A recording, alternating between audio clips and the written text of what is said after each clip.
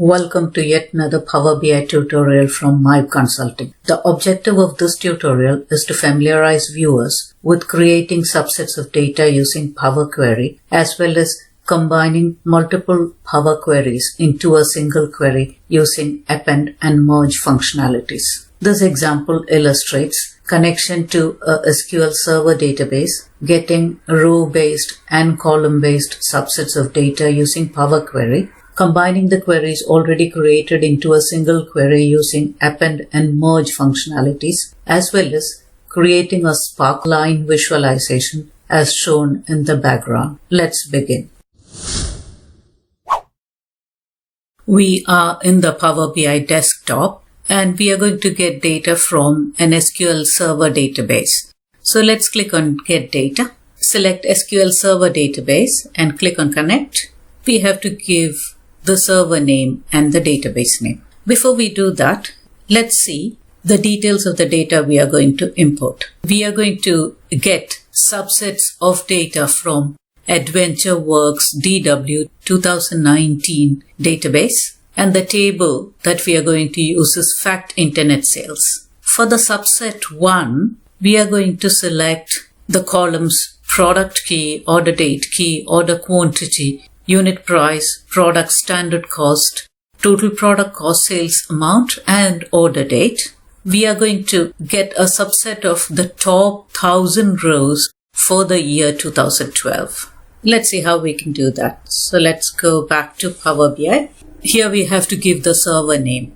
To get the server name, let's go to SQL Server Management Studio. When it starts up, you can see a pop-up Connect to Server. It contains the server type, which is a database engine, and the server name is this one. So we can copy the server name and paste it in the Power BI desktop. The database name is optional, and the data connectivity mode, we are going to import the data. And in the advanced options, in the SQL statement box, you can enter the SQL statement to import the necessary columns. For that, we need to provide the database name. So let's go back to SQL Server, and the database that we are going to use is AdventureWorks DW 2019. You can see all the tables here. The table that we are going to use is dbo.fact internet sales. If I click here, I can see all the columns in the table. So let's copy this name and paste it in Power BI desktop. Now we can provide the SQL statement here. For that, let's go back to the PowerPoint. I'm going to get only these columns from the database. So let me copy these and let's go back to SQL Server. If you right click on Fact Internet Sales, you can get certain ready-made SQL queries. So I'm going to go for select top 1000 rows. What I'm seeing here is the SQL query to select the top 1000 rows from the Fact Internet Sales table. Select all these columns and let me right click and paste the columns that I have copied from my PowerPoint. I need the top 1000 rows, and the columns that I need are the product key, order date key, all these columns, the AdventureWorks database, and the table name is dbo.fact internet sales. I'm going to give one more condition, which is the condition for the year 2012. So let me press the enter key and type where, and for getting the year, I'm going to use the year function of SQL. So I type year. Within brackets, I will copy and paste the order date because I'm going to get my year from the order date is equal to where the year is equal to 2012. So I'm going to get the top 1000 rows with all these columns from the AdventureWorks DW 2019 database. The table is Fact Internet Sales, and I'm going to get data for the year 2012. So let's click on Execute. At the bottom, you can see the result. So the query works fine. Let me copy this and paste it to the Power BI desktop. Let me press Ctrl V and our query is here. Let's click on OK and you can see a preview of the data. Click on Transform Data. This is the Power Query editor as you see here. And you can see query 1. This is the first query. And the query says SQL.database. This is the data source. This is the server name. This is the table name. And we have the SQL statement here. And you can see the data. So let's rename this query as subset 1 2012. Now, we can either repeat the same process, go to SQL Server and modify the query in the SQL Server and get the data, or we can modify this query and use it for getting the second subset of data. Let's see how we can do that. Let's have a look at the data subset that we want for the second query. Head back to the PowerPoint. So in the second subset, we want the columns customer key, sales territory key, sales order number, sales order line number, discount amount, tax amount, freight, and order date. We have included the order date in both the tables because in order to merge two subsets, we need to have a common column. In this case, order date will be the common column. And the subset in respect of rows will be the top 1000 rows for the year 2012. I have already prepared the query for getting this data. Now let's head back to Power BI. Let's go to New Source and click on Blank Query. Let's click on the first query, the subset 1 2012. Copy this query from the Power Query editor and paste it in the new query. We shall replace the SQL statement here, which is between the double quotes, with the new query that we have prepared. So I have my new query in a notepad. So let me copy this, paste it here. So we have the data source, which is an SQL database. This is the server name, this is the database name, and this is the SQL query. And we are getting a set of new columns for the same year 2012. It says permission is required to run this native database query. Edit permission. Let's click on edit permission. Do you approve running this native query? Click on run. The query has run and we have our data here. And we can see the order date here. Let's rename this query as subset 2 2012. So in subset 1 and subset 2, we have the same rows, but we have different set of columns, excepting the order date column, which is common to both. Now, we shall have one more subset. The subset 3 will contain all the columns in the first subset and the second subset, but it'll have all rows for the year 2013 instead of 2012. So let's see how we can get the subset 3.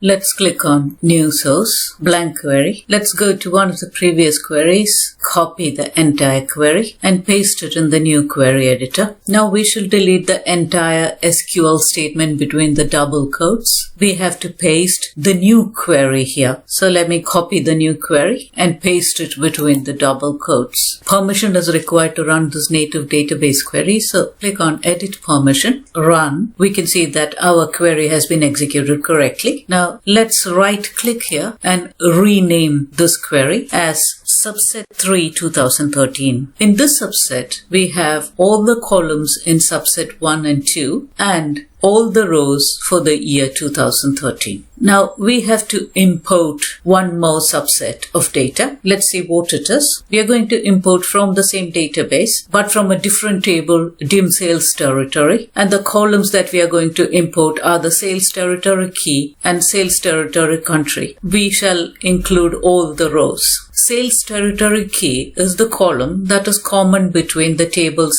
fact internet sales and DIM sales territory. So let's get back to Power BI. Click on New Source, Blank Query. Let's copy one of the previous queries and paste it in the new query. Let's delete the entire SQL statement between the double quotes and copy the new query here. So we have the columns sales territory key, sales territory country from the table DIM sales territory. Let's click on Edit Permission, Run, and we have imported the required data here. So let's right click on the query 1, rename it as subset 4 ST. ST is sales territory. What we are going to do next is merging subset 1 2012 and subset 2 2012. If we can recall, subset 1 contains one set of columns with rows for the year 2012. Subset 2 contains another set of columns with rows for the year 2012. If the columns are different, we can combine these two queries by merging them. So let's go to the Home tab. We have Merge Queries here. Let's click on Merge Queries. We have two options, Merge Queries and Merge Queries as New. If we choose Merge Queries as New, a new table will be created by merging subset 1 and 2. Whereas if we choose Merge Queries, one table will be merged with the other table. Let's select subset 1, then click on Merge Queries. We don't want to create another table, so let's click on Merge Queries. Merge. Select a table and matching columns to create a merged table. This is the current table, subset 1 2012. We can see all the columns here. From the drop down at the bottom, we are going to select subset 2 2012. So we have all the remaining columns in this. And one thing which we can notice is that order date is common between these two tables. And we are going to merge these two tables based on the order date. Now, let's click on order date and we have selected both. Now, the join kind is left outer join, which means all from first and matching from second. So for all the order dates in the first table, matching order dates will be looked up in the second table and all the columns and rows will be merged. And at the bottom, you can see the selection matches 1000 of 1000 rows from the first table. For all the 1000 rows in the first table, a match has been found in the second table. So let's click on OK. And you can see a single column, which is the merged table. Let's expand this. And let's uncheck the box, use original column name as prefix. And all the columns here are the columns in the second subset, but the order date, as you see, is already available in the subset 1. We don't require this in the merge table, so let's uncheck this and click on OK. So we can see that all the new columns from the subset 2 have been merged with the subset 1. The subset 1 now includes subset 2 merged with it. Now, what do we do with the subset 2? We do need the subset 2 because it is referenced in the subset 1, but we don't need to load this while refreshing this table later on. So let's right click on subset 2 and uncheck enable load. Otherwise, it will be an unnecessary drag on the resources. And subset 1 now includes both subset 1 and subset 2 tables. We can rename this as merged 2012. The merged 2012 table and the subset 3 2013 table contain the same columns. If we recall, in the subset 3 2013, we had included all the columns in subset 1 and subset 2 2012. So the structure of merged 2012 and subset 3 2013 is one and the same. Only the rows are different. In merge 2012, we have the top 1000 rows for the year 2012, whereas in subset 3 2013, the rows are for the year 2013. If two tables have the same structure but different rows or different data, we can combine them using append queries. So similar to merge queries, in append queries also we have two options. Append queries and append queries as new. If we choose append queries as new, a new table will be created which will contain the appended tables. Whereas if we choose append queries, the subset 3 2013 will be added to the merged 2012. So let's select merged 2012 and then click on append queries. Append queries again. Append means concatenate rows from two tables into a single table. We have selected Merge 2012. We need to select the table that is to be appended with Merge 2012. So let's click on subset 3 2013. Click on OK. And let's look at order date. We can see that the 2013 data is appended to the Merge 2012 table. Similar to what we did earlier, let's right click on subset 3 2013 and uncheck Enable Load. Now, the merged 2012 can be renamed as Appended 2012-2013. We are interested only in this table now. If we look at the appended table, we have the sales territory key here. So based on the sales territory key, we are going to merge the subset 4 ST with this appended table. Let's select this appended table, click on Merge Queries, and then from the drop down we choose subset 4 ST. So we have the sales territory key and sales territory country. Our idea is to add the sales territory country to this appended table. Let's select sales territory key in the first table and the sales territory key in the second table. And we can see that the selection matches 61,349 of 61,349 rows from the first table. So for all the sales territory keys in the first table, Merge could find a match in subset 4 ST. So let's click on OK. And we have subset 4 ST here. We can expand this table, and the sales territory key we already have, so we don't need that. What we need is only sales territory country. So let's check this box and click on OK. You can see that the sales territory country column has been added to this table. Now let's right click on subset 4 and disable load. What we've seen so far is the method to merge two tables and to append two tables. Whatever transformations we've done so far need to be applied. So let's go to Close and Apply and Close and Apply. After applying all the changes, we are seeing only one table here, which is the appended 2012-13. The remaining tables are all hidden. See, this is the report view of Power BI. We shall now create a Sparkline visualization. This visualization is a custom visualization which is available in the Power BI Marketplace. Let's click on the three ellipses here, get more visuals, click on All, Sparkline, and the Sparkline by OKViz is the one that I'm going for. You can see that this visual is certified by Power BI. So let's click on Add. The visual was successfully imported into this report. Let's click on OK, and you can see the visual here. Click on the visual. Let's have a look at the final product that we want. We want month-wise sales by country for the year 2013. So along the x-axis, you will have the months for the year 2013. And along the y-axis, we will have the countries. And these circles represent the month-wise sales. And you can see the line which shows the trend in the growth of sales. And this shows the total yearly sales for the year 2013. So our intention is to create a visual like this.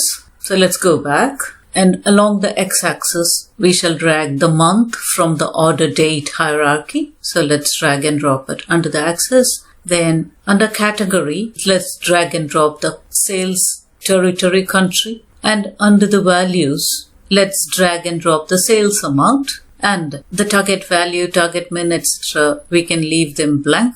This is the format icon. Let's click on this and we can format the various aspects of this chart using the various options under the format icon. We have formatted the visual. Now we need the sales filtered by the year. So what we can do is drag the order date year under the visual filters. So we have the year. Under the filter type, we can choose basic filtering and choose the year 2013. Then under the month, we can select all months. If we hover the mouse over the points, we can see the sales amount for every month in 2013. And The lowest sales has been registered for the month of February in the case of Australia, and it's shown in red. The highest sales is shown as green, and the other sales amounts are shown as blue. The line shows the trend in sales. Along the right margin, you can see the total sales for the year 2013 for each country. This visual is quite useful in depicting category-wise, country-wise, region-wise, yearly, monthly or quarterly sales. Hope you found this tutorial useful. We at MIPE value your feedback a lot. If you like this tutorial, please click on the like button. If you love our tutorials, please subscribe to our channel. Thank you very much.